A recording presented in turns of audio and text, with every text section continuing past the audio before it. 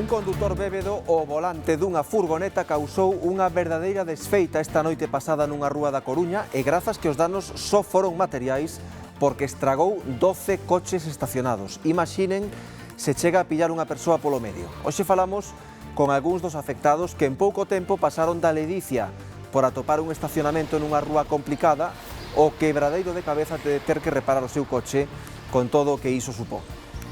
Eu tiña o coche aparcado nesta calle, ademais xusto lle dixer ás fillas que ven, aparquei cerca.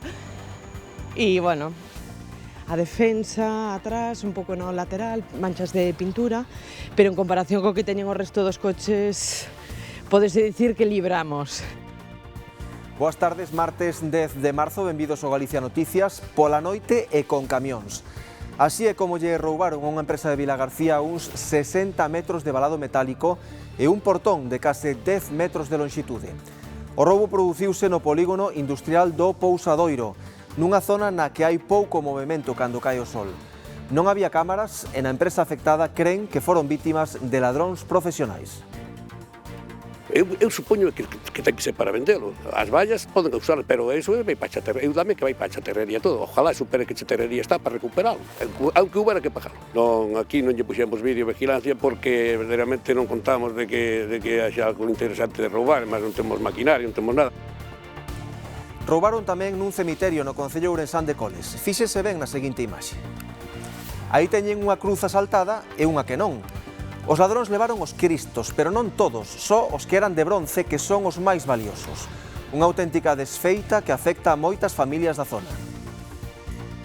Eran bastantes cristos de bronce e, bueno, un desastre fixeron aquí. A iglesia está no medio do pueblo, pasa xente por aquí e non nos enteramos de nada. A Garda Civil investiga unha suposta vertedura de xurro en Abegondo, na parroquia de Biós. O incidente denunciárono dende unha asociación de veciños. Vinculan a vertedura cunha granxa porcina industrial. Aseguran que a fábrica botou o residuo directamente ao monte, cunha rede de tubaxes, nunha zona protexida. O caso xa está en mans dos xulgados de Betanzos. Encontrei aquí un escalestre de tubos postos.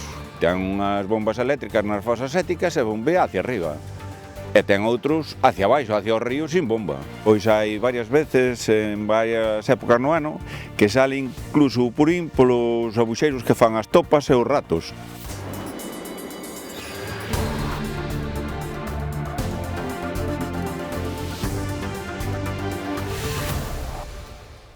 Comezamos na Coruña, onde esta noite se rexistrou un accidente de tráfico espectacular. Unha furgoneta colidiu contra unha ducia de vehículos estacionados na rúa e deixou danos importantes e unha escena de verdadeiro impacto, Reyes. Sí, aconteceu nesta rúa San Luís, no barrio dos Mallos, onde aínda permanecen estacionados algúns dos vehículos contra os que bateu o condutor da furgoneta, que, por certo, deu positivo na proba de alcohol. Uns vehículos que, como ven, sufriron importantes danos materiais e algúns dos propietarios aínda non se enteraron desta desfeita, porén, malia a aparatosidade do sinistro, non se rexistraron feridos. Eu tiña o coche aparcado nesta calle, ademais xusto lle dixer ás fillas que ven, aparquei cerca. E, bueno, a defensa, atrás, un pouco no lateral, manchas de pintura, pero en comparación co que teñen o resto dos coches, podese dicir que libramos. Teño aviso da policía local porque efectivamente danos ten, aínda que, xa digo, son mínimos en comparación co que lle tocou ao resto de coches que estaban aparcados. Así se enteraba Marta esta mañá de que o seu coche era un dos 12 sinistrados. O responsable dos cuantiosos danos materiais é o condutor dunha furgoneta amarela que deu positivo na proba de alcohol. Se supone que empezó ahí abajo, siguió para arriba, se cogió el coche que está en la esquina allá arriba y todo, lo destrozó todo. Y luego en la acera de enfrente tienes 3 coches más, todos destrozados. Ahora que yo quiten do bolsillo, así non volva a volver a facer. Teño un cliente afectado por un impacto dun vehículo esta noite ás 10 da noite. Pasaban poucos minutos das 10 da noite deste luns cando un forte estrondo alertaba a numerosos veciños e viandantes. Un tupetazo, yo. Es que no sabía ni lo que fuera. Fuerte, sí. Y ahora pasaba, fue cuando vi el coche. Digo, esto fue lo de ayer. Impresionada porque nunca, o sea, como siempre a veces paro el coche por aquí y digo, pero ¿qué es esto? No puede ser. Malia a impactante escena que deixou o accidente, non houbo feridos. Este é un barrio que ten bastante movimento de persoas, esa rúa, sin ir máis lonxe, peatonal, e sempre hai bastante movimento, entón, sí, foi unha sorte que non ocorrese unha desgracia. A gente, gracias a Dios, non se llevou a nadie. Non cogió a nadie. O suceso deixa susto e disgusto no barrio dos Mallos. Totalmente calcinado quedou un camión pequeno que circulaba polo corredor de Brión-Noia á altura de Urdilde no concello de Rois. O suceso produciuse a tarde pasada e o condutor está ileso. Comezou a arderlle o motor do vehículo en plena marcha cando subía en sentido Noia. Parou axiña na cuneta, pero cando chegaron os equipos de emerxencia, pouco puideron facer xa. Ofertaban coches de gama alta en diferentes páxinas web previo pagamento dun adianto, pero logo os compradores nunca chegaban a recibir os vehículos. Así operaba unha rede con base en Sarria que se dedicaba a estafar dúcias de vítimas por todo o territorio estatal. Hoxe ian ser xulgados en Lugo os presuntos integrantes da trama, pero a incomparecencia dun deles fixo que se adiara o xuízo. A Audiencia Provincial de Lugo acordou a suspensión do xuízo a 9 persoas acusadas de estafar máis de 400.000 euros na venda de coches de alta gama. A incomparecencia dun dos imputados levou a tomar esta decisión nunha causa que xa fora adiada en 2024 pola falta xustificada dun abogado. Segundo o escrito da acusación, os feitos ocorreron entre 2015 e 2016 e foran denunciados por un total de 37 vítimas en todo o ámbito estatal. Presuntamente, os membros da rede, con base en Sarria, ofertaban en diferentes páxinas uns vehículos que lles entregaban aos compradores cunhas características diferentes ás patadas ou que directamente non chegaban a entregárllelos nunca. Provocaban el engaño con fotografías de los vehículos, con datos técnicos y entonces bueno, los compradores adelantaban el dinero. Luego los vehículos, una vez que adelantaban el dinero, pues ya no recibían contestación, se cortaban todo tipo de comunicación y los vehículos pues nunca aparecían. A maior parte son por as estafas cometidas e logo algún deles porque se prestaron as súas contas para blanquear os cartos que iban recibindo dos afectados. O meu cliente, polo desarrollo do seu traballo, veuse inmiscuído nunha trama da que ele non formaba parte, ele non vendía coches, ele non participaba nesas ventas, ele simplemente facía un labor de asesoría fiscal, nada máis. Ela o único que fixo foi que se utilizase unha conta bancaria súa para ingresar os cartos que procedían de forma ilícita desta compra-venta de vehículos. A Fiscalía pide para os acusados un total de 69 anos de cadea. De non se suspender de novo, o xuízo celebrarase o vindeiro mes de xuño. As conexións do suposto líder da trama coas redes de narcotráfico de Arousa e a operativa da Garda Civil centraron a segunda xornada do xuízo en Vigo polo arixo do Simione. Os 5 encausados pola operación en que se incautaron case 3 toneladas de cocaína afrontan un total de 56 anos de cárcere. A espera da declaración do suposto líder da trama, a sección quinta da Audiencia Provincial de Pontevedra centrou a segunda xornada do xuízo nas probas incautadas no buque Simione, nos rexistros nos domicilios dos acusados e o operativo de vixilancia da Garda Civil. O principal acusado é o armador do buque, un empresario residente en Vigo que solicitou declarar ao final do xuízo tras coñecer todas as probas incriminatorias. A súa defensa tratou hoxe de poñer en dúbida a cadea de custodia das probas incautadas e as súas supostas relacións coas redes do narcotráfico da Ría de Arousa. A Fiscalía pide entre 11 e 13 anos de cárcere para os 5 acusados tras a operación das unidades de élite da Garda Civil que acabou coa incautación de 3 toneladas de droga cando o pesqueiro estaba en augas de Tenerife. O capitán do barco chegou a dicir na súa declaración de onte que o Simione estaba maldito polos continuos problemas mecánicos que sufriu na travesía dende Dakar e mesmo por sufrir un motín de parte da tripulación que subiu en Senegal cando se decataron de que non ían pescar, senón que levaban un cargamento de droga. De feito, recibiu 2 coiteladas antes de que estes abandonasen o barco. O xuízo continuará mañá á espera da declaración do suposto líder da trama. Máis temas de narcotráfico, pero neste caso a menor escala, houbo unha nova operación contra o tráfico de drogas polo miúdo. Esta vez foi na cidade da Coruña. As cifras non impresionan como o dos grandes alixos, como o do que lles falamos antes do Simeone, pero estes pequenos puntos de venda de drogas son un verdadeiro quebradeiro de cabeza para a veciñanza. Hai pouca imaxe, pero moito veciño para quen non pasou desapercibido o movimento policial na porta dun edificio da avenida de Finisterre, preto xa da Ronda do Outeiro. Era moi cedo. Sobre as 7 da mañán iba para o traballo e pola rúa esa da calle Barcelona 3 furgóns de policía a baixar. Iban para o portal aí do lado do estanco. Vin aquí policías na porta e outros 2 ou 3 que estaban subindo en ascensor. E cando din aquí a volta aquí na esquina, vin que había 2 furgonetas aí da policía e un turismo, e había, pois non os contei, pero mellor 8 ou 10 policías había. Quen máis quen menos sou a que andaban, o portal leva tempo sendo un ir e vir de xente. E vemos entradas e salidas de xente que non vive aquí, que sube, e xente que solamente vela, pois, tes unha idea xa a que veñen. Este punto distribuía droga aos consumidores finais, é dicir, a xente que únicamente compraba para consumo propio. Eran pequenas dosis de cocaína e de heroína tamén, que son drogas que causan grande risco para a saúde. Un detido, varias doses de cocaína e cartos, 2.500 euros en efectivo. Non son os números que deixan as grandes operacións contra o narcotráfico, pero estes pequenos golpes son un respiro merecido para a veciñanza.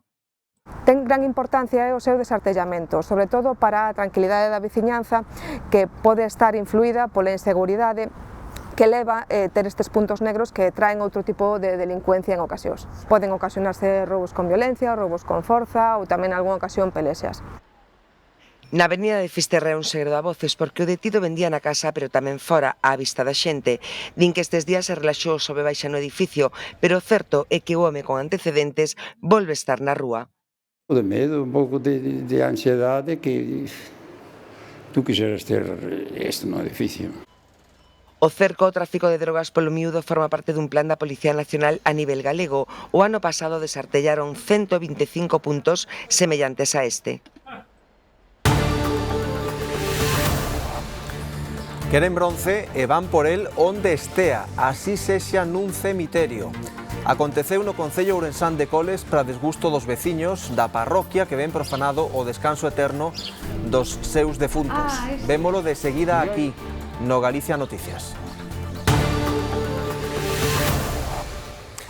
Cae unha rede criminal dedicada ao roubo de cobre con 2 detidos e un menor investigados que foron sorprendidos na Fonsagrada cando transportaban 5 toneladas. A investigación constatou a existencia deste grupo criminal asentado e estruturado na zona noroeste que se desplazaba dende Cataluña en vehículos propios ou de alugueiro para levar o cabreado previamente cortado por outros integrantes da organización. A investigación continúa aberta e non se descartan novas detencións. O cobre recuperado, que ven nas imaxes, valorado en máis de 20.000 euros, foi devolto ás empresas prexudicadas. Houbo outro roubo cuantioso nunha propiedade do polígono industrial O Pousadoiro de Vilagarcía, pero non levaron mercadorías nin cartos. Cal foi o obxectivo dos ladróns, Nuño? Pois Raúl, neste caso o material roubado foron uns 60 metros do valado desta propiedade que vedes ás miñas costas, así como un portón de case 10 metros de longitude e de ferro, do que, como vedes, tan só queda un oco de grandes dimensións. Os ladróns actuaron pola noite aproveitando a ausencia de cámaras de seguridade na propiedade, da que ademais subtraeron, por exemplo, os marcos das ventás desta vivenda que vedes á miña dereita. Os afectados polo roubo a gran escala indican que probablemente interviron nel varias persoas e que se valeron dun camión ou dun guindastre para retirar todo o material roubado. Un portón de case 10 metros de longitude e uns 60 metros de valado de ferro. Eses foron os principais obxectivos do roubo ás instalacións da empresa Plagal no polígono do Pousadoiro en Vilagarcía. O propietario da empresa decatouse do furto na mañá do luns, cando acudía a comprobar o estado da instalación que está a reformar para construir unha nave. Este fin de semana solamente vin o sábado. O sábado estaba ben, tuvo que ser de noite, do sábado ao domingo, porque xa ayer a mañá pola mañá chegoume aquí e din, que pasou aquí? Roubaron todo. Eu sempre xa vigilaba porque xa teña feito cousas aquí. Foron moitas cousas, pero o máis importante, o que levaron aquí foi casi 60 e tantos metros de cierre, un portal que eu dixía que tiña casi 10 metros de largo. Ademais de actuar de noite, os ladróns aproveitaron a ausencia de cámaras de seguridade e a distancia respecto ao resto de naves do polígono para perpetrar o roubo. Tamén levaron obxectos metálicos de menor tamaño, como varias tapas de sumidoiro, marcos de ventás ou as billas acabadas de instalar pola empresa. Esta semana veo o fontanero para colocarnos a agua, porque tamén habían roubado o cuadro, e tamén volveron a roubar os grifos. Eu creo que máis que nada tiran o ferro, o aluminio, o metal. Eu supoño que ten que ser para vendelo. As vallas poden usar, pero eso vai para a chatarrería. Eu dame que vai para a chatarrería todo. Ojalá supere que a chatarrería está para recuperalo, aunque houbera que pagalo. Dende Plagal sospeitan que os responsables son varias persoas e que empregaron maquinaria pesada para transportar todo o metal roubado.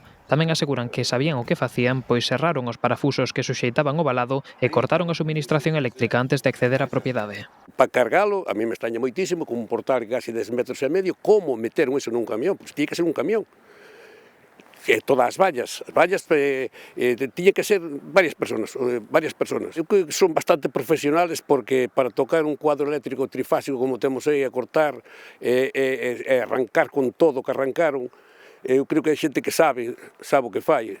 Polo momento, a identidade dos ladróns continúa a ser unha incógnita, mais a Policía Nacional investiga o acontecido para tratar de dar con eles. Imos agora á provincia de Ourense. Os veciños de Ferreiros, no concello de Coles, non acaban de crer o que lles pasou. Alguén entrou no seu cemiterio e roubou máis dunha dúcia de figuras dos panteóns, uns feitos que xa se van denunciar ante a Garda Civil. Alejandro, contanos.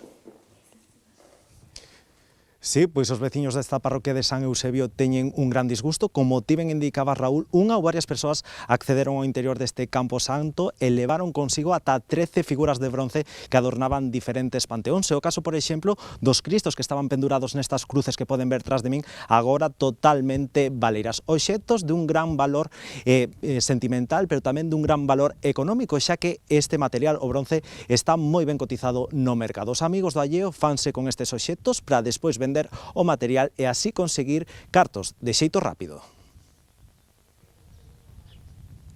Nesta aldea de Ferreiros, os veciños aínda non acaban de crer o acontecido nos últimos días no seu cemiterio.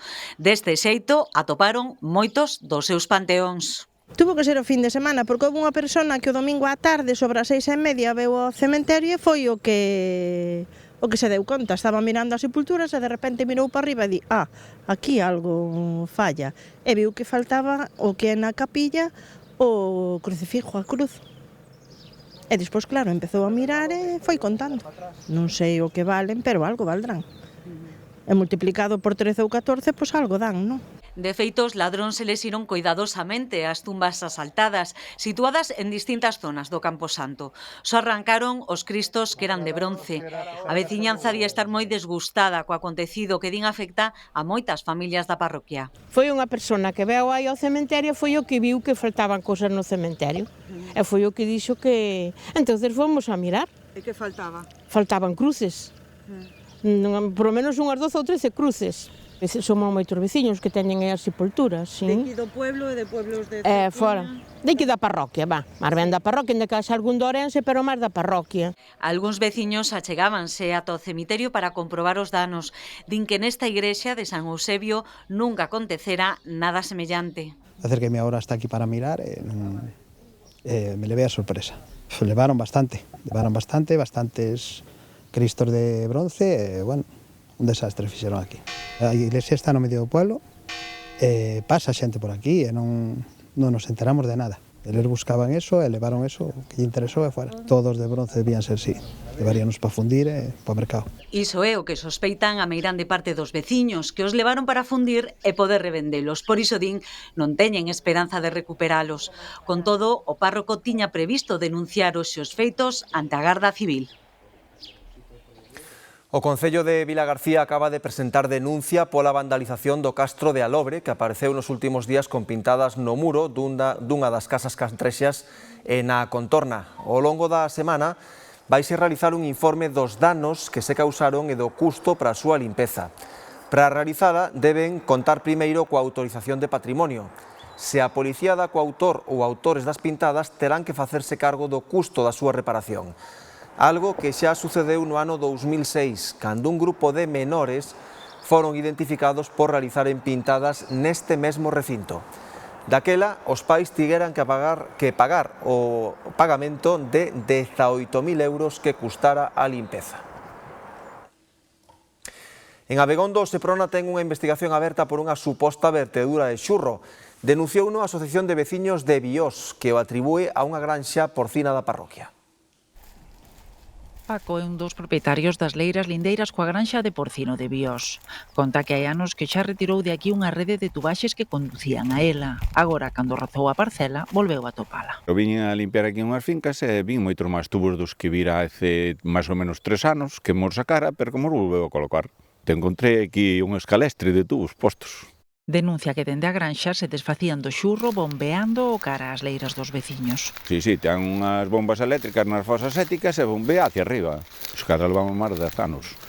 Non era tan brutal o vertido, porque tamén había menos animales, pero é que últimamente isto é escandaloso. Di que a máis animais na granxa, máis xurro e máis molestias. Os veciños están tamén fartos de aguantalo, os oloros que hai, que non poden nin poñer a roupa a secar fora, porque a teñen que volver a lavar, dos vertidos que fai, non sei se son controlados ou incontrolados, ao río chegan.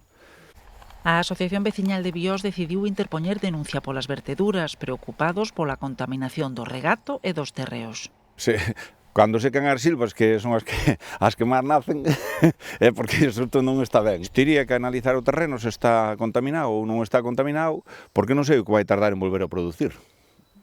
O sea, se mañan eu lle quero sembrar erva ou poñer unhas plantas, non sei se van a secar tamén durante un X tempo ou o tempo que... O Seprona investiga a situación e xa remitiu ao xulgado de Betanzos as dilixencias practicadas. Dende a explotación gandeira explican que puxeron o caso en mans dos abogados e declinaron facer declaracións. Son 2 traballadores dunha empresa tirando un depósito nunha zona verde que ademais está próxima ao punto limpo do Concello de Lugo. Pillounos a policía local. Os axentes levantaron unha acta de denuncia por infracción grave á Lei de Residuos de Galicia.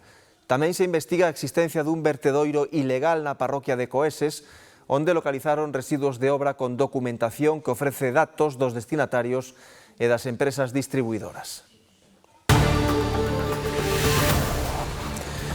Un de cada 5 falecidos en accidentes de tráfico nas estradas galegas cada ano viaxaba sen o cinto de seguridade. A Dirección Xeral de Tráfico ten en marcha unha campaña de vixilancia deste dispositivo e tamén dos sistemas de retención infantil. Empregalos correctamente é clave para salvar vidas. De seguida vemos todos os detalles aquí no Galicia Noticias. Ingresou en prisión un dos 3 detidos no Porriño como integrantes dunha banda de estafadores de bancos que suplantaba os clientes. Actuaban por toda España, pero en Galicia fixérono sobre todo na provincia de Pontevedra. Os 3 ladróns cometeron supostamente 30 estafas en bancos mediante a suplantación da identidade dos clientes en tan só un mes. A Garda Civil requisoulles 60 carnés de identidade orixinais e 5.500 euros. Creen que froito da derradeira estafa nun banco de Tomiño o mesmo día en que detiveron as mulleres. O home que xa está en prisión, suposto cerebro da banda, detivérono 2 días despois en Mos. A rotura dunha tubaxe en Vilaboa, no concello de Culleredo, provocou unha fuga de gas. Uns obreiros rompérona de xeito accidental mentres acometían as obras de remodelación da Praza da Sagrada Familia, ocasionando a alarma entre os veciños. Os obreiros traballaban na remodelación desta Praza da Sagrada Familia en Vilaboa cando a media mañá deste luns e de maneira accidental rompían unha tubaxe provocando unha fuga de gas. Un escape de gas. Veníamos nosotros dos por aquí, fuimos hasta allí y ya empezó a oler a gas, mucho a gas y a hacer ruido el escape de gas. Nosotros ya no vinimos por aquí de vuelta, ya nos fuimos por allí enfrente porque los obreros se retiraron para allí. Olía mucho a gas en el portal, pero yo marché y no me enteré ni lo que me enteré después de lo que decían, que rompieron una tubería. Yo tuve gas, no, o sea que a mí non me perjudicou. A empresa que executa as obras deu aviso de inmediato á compañía de gas que curtou a suministración e procedeu á reparación da tubaxe. Foi tan rápida a actuación que moitos veciños da zona nin siquiera chegaron a saber da rotura. Non me enterei, no, de verdad que non me enterei. Sería horas puntuales, igual pola mañán alguén quiso ducharse ou sei, pero despois do resto, eu nada, nadiña. Marchamos por aí a dar un paseo e cando vine ya estaba arreglado. Non sei lo que tardaron en arreglarlo. Os máis afectados resultaron ser os veciños dun portal da rúa Pascual Veiga, na mesma praza, que apenas tiveron tempo de botar en falta a subministración de gas. Foi pequeno, tampouco é nada exagerado. Entonces, no, todo quedou un susto e nada máis. Ata o lugar tamén se desplazou a policía local, que non precisou desaloxar ningún edificio, tan só a zona afectada por motivos de seguridade. Esta mañá os operarios traballaban con total normalidade para rematar as obras o antes posible. En Cangas, técnicos do Concello atribúen o mal estado do inmoble os asolagamentos no garaxe do número 4 da Rúa Noria. Os veciños din que lles entran augas fecais no edificio á vista do mal cheiro no garaxe e da cor marrón que quedou nas paredes. Pero dende o goberno local descartan problemas na rede de saneamento. Con todo, acordaron cos veciños levar a cabo unha nova revisión con mergulladores. Sinalan que en caso de que exista algunha fuga, o consistorio encargarase de reparala. Se collen o coche estes días é posible que atopen un control especial de tráfico, están vixiando o uso correcto das cadeiras infantís e do cinto de seguridade. E, por sorprendente que pareza, un de cada 5 falecidos o ano pasado nas estradas galegas non o levaba. Este clic pode marcar a diferenza entre salvar a vida ou non en caso de accidente. Todos sabemos da importancia de poñer o cinto, pero... Eu, sobre todo, vexo que a xente, cando vai a velocidades baixas, como en casco urbano, ou incluso trayectos cortos, pensa que aí non é importante. O cinturón realmente cando é importante é velocidades medias ou baixas. Se sofrimos un impacto a unha velocidade moi elevada, as consecuencias van a ser fatales. Cando nos pode salvar a vida ou nos pode minimizar ese daño, é sobre todo cando vamos a velocidades máis ben baixas. Nos asentos de adiante e nos de atrás, no coche e no bus, vayamos lonxe ou preto, o cinto é un seguro que reduce á metade o risco de falecer se hai sinistro. E por sinxelo que pareza o mecanismo, tamén hai que recordar como poñelo. E a parte alta ten que ir sempre por encima da clavícula, que é unha das partes do noso corpo que resistiría máis en caso de sofrir un impacto, e a parte baixa, que se chama banda abdominal, quizás o nombre non axude moito, porque nunca debe ir por encima do abdomen, debe ir por debaixo da barriga, por encima da pelvis, que é outra das zonas do noso corpo que máis se soporta os impactos. Tamén debido a iso, a muller embarazada, aínda que agora hai uns dispositivos especiales, non está exenta do seu uso. Canto á seguridade dos pequenos viaxeiros, compre levalos en cadeiras homologadas que non caducaran no sentido contrario á marcha o máximo tempo posible. Nunha silla que vai hasta 15 meses, obligatorio mirando para atrás, moi importante. Despois, recomendable o máximo tempo posible. Despois se pode girar e unha vez terminamos con 1,05 m ou 18 kg, pasaríamos á silla de maiores, que iría desde o metro hasta o 1,50 m. Precisamente, para controlar que ninguén vaia solto ou mal xuxeito no coche, esta semana a DXT desenvolve unha campaña de vixilancia especial por terra e por aire. Cada ano sorprenden nas estradas galegas 6.000 condutores e pasaxeiros que non o levan, un punto por riba da media española. A indignación na cidade de Ourense pola paralización das obras da Avenida de Portugal. A empresa concesionaria parou o proxecto polos impagos do Concello que ascenden, segundo ela, a 400.000 euros. Veciños e comerciantes din estar fartos porque levan 10 meses sufrindo os inconvenientes dunha obra que xa debía de estar rematada a finais do ano pasado. A Avenida de Portugal é unha das arterias da cidade de Ourense. Hai case un ano comezaron as obras de mellora que contan cun presuposto de máis de 5 millóns de euros. A empresa construtora anunciou onte que paraba a obra por mor dos impagos do Concello. Son uns 400.000 euros correspondentes aos meses de novembro, decembro e xaneiro. Os veciños aseguran que xa viñan detectando menos persoal na obra e onte viron con sorpresa como recollían todo. Hai días que viñan a traballar pero non tenían gente suficiente. E por lo que se veía era gente que non era cualificada. Pararon ayer, estuvieron haciendo dos cosas, llevaron las máquinas que iban a dejar las vallas para que non haya accidentes ni nada más. Si é certo que anduveron a trompicós, a veces avanzaban máis, a veces menos, a veces faltaban obreros, outras veces viñan uns, outros. Para as obras non hai cuartos, pero ahora ven Halloween, xa verás como ahora en Halloween montará na Plaza Maior, non sei que, para festas hai cuartos, para as obras non. A obra tiña que estar rematada en decembro. A demora e agora esta paralización na veciños e comerciantes polos prexuizos que lles ocasiona. É que es insoportable lo que está pasando. Estuvo cerrada la terraza, la cafetería esa de la esquina, y perdió bastante dinero. Hubo negocios que me dijeron que perdieran 4 o 5 mil euros en un mes. nos tiñamos asumido ese custo pois pensando que iba a ser evidentemente unha obra de gran envergadura en un período de tempo razonable. Ora vémonos con este tipo de problemas que a nós non teñen nada que ver, porque na miña casa, pois, cando non pago a luz ou non, son cousas miñas que nadie responde, e por isto creo que non teríamos que responder ningún dos comerciantes da zona, nin comerciantes, nin veciños, nin nada. Hai xente que, pois claro, como a calle está cortada, pois non pasa por aí e non baixa a Ourense ou intenta evitar esta calle para ir por outro lado, vamos. A cousa parece que se alarga moitísimo. E eu que tiña moita ilusión de que fixeran isto rápido, pero non. O Goberno municipal asegura que a demora nos pagos é por causas alleas ao Concello. Polo momento, descoñécese cando se retomarán as obras. Atención, agora se van a andar mañá pola contorna de Santiago polas obras da senda peonil e ciclista Milladoiro intermodal que van obrigar mañá a cortar un dos principais accesos a Compostela. O corte puntual afectará o enlace que conecta a autovía AG56 co periférico e coa AP9 en dirección Santiago. Son os ramais 70, 71 e 72.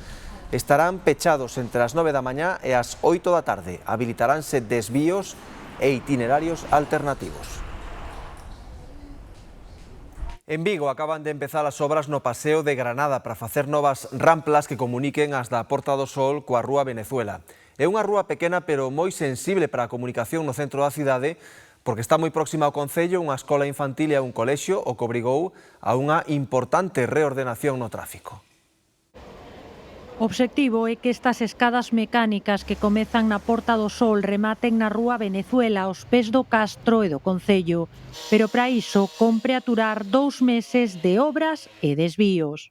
Sí que es verdad que es un poco lío a la hora del tráfico, porque claro, está cortado y se forma un poco de embudo en todo lo que es los alrededores. Pero bueno, más que miedo es un poco caótico para los que vivimos aquí. El sistema que tiene el alcalde de hacer las cosas y tal, yo no lo comparto mucho porque ya no es solo esto, son otras calles. No solo es una, son bastantes más. Yo creo que hay molestias para todos los vecinos. Bueno, pois hoxe fíxonos dar unha pequena voltiña, pero non moito, porque baixamos por Carral e, bueno, ao final das un poquinho máis de volta, pero bueno. A outros o cambio beneficialles. Non percibo moitos cambios, ao contrario, que a min favoreceme porque eu antes tiña que desviarme por o Concello para vir cara arriba e agora veño recta para aparcar aí. Teño aí o aparcadoiro. O Concello vai investir 2 meses e 3.300.000 euros. Segundo a Asociación de Taxistas Elite, con estos cambios o aparcadoiro do Concello está ao 30% de ocupación. Un 30%. Un 30%. De feito, moitos dos traballadores do Concello están aparcando na zona superior da Praza do Rei, ali onde está a esplanada, porque non teñen sitio, claro, é normal. Esta asociación ofreceu ao Concello unha alternativa de tráfico que, segundo eles, xeraría menos impacto, pero non foron escoitados. Complicado porque é unha das rúas que nos chamamos de arterias de incorporación ao centro da cidade. E, bueno, pois agora tecanos 60 días de caos absoluto nesa rúa. Démoslle unhas alternativas ao Concello, pero, bueno, estamos á espera de que nos chamen. Suxeriran unha rotonda portátil ou provisional neste cruzamento de Venezuela con Blengrudiño. Así habería un carril de baixada nesa rúa a Ronda de Don Bosco, baixo a ponte, para favorecer o acceso á Praza do Rei e á Escola Infantil da Bella Gota de Leite, favorecendo a conexión co Paseo de Alfonso e desatoando camelias. A panadería máis antiga de toda Galicia fai 150 anos. Trátase da Pallares, en Sarria, un negocio familiar que xa vai pola quinta xeración. Fundada en Sarria en 1876, hai 150 anos. A Pallares está considerada a panadería en activo máis antiga de todo o país.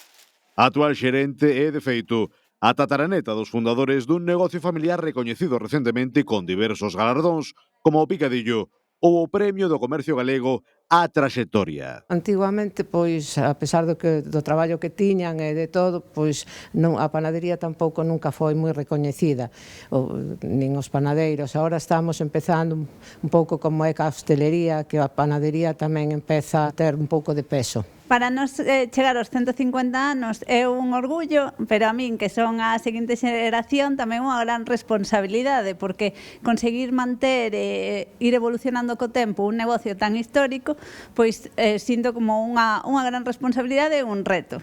Entre os diversos produtos que ofrece esta panadería centenaria, destacan os pans artesáns en forno de leña ou os seus doces. Pero se por algo ten sona en toda a contorna, é pola súa ampla variedade de empanadas elaboradas con masa de pan. Ten uns produtos que a mí me gustan, entonces teño máis confianza. Teñen unha calidade extraordinaria. Defensa dos valores de Galicia, dos produtos da terra, de cercanía, calidade. Non teño máis que boas palabras, e calquera veciño de Sarria da contorna, da provincia, incluso podedes preguntar, vaiche falar igual de Panadería Pallares. Xente que ven facer o camiño de Santiago para toda, volve. Fan as cousas moi a tradicional. Todo pan e todo ten moita variedade. A cabalo entre 3 séculos, a Pallares é a día doxe moito máis ca unha panadería. Os seus escaparates erixíronse en auténticas galerías da artesanía local e dende a década pasada, esta institución conta co seu propio museo, onde se exhiben pezas de toda a súa historia. Sentímonos moi afortunados porque todas as xeracións que nos precederon foron guardando todas as ferramentas e a maquinaria que usábamos para facer o pan. E por esa hora temos a sorte de poder expoñelas e enseñar cales foron os nosos inicios. Co gallo da celebración do seu 150 aniversario, a panadería máis antiga de Galicia prevé sorprender próximamente tanto a súa clientela como a toda a veciñanza de Sarria.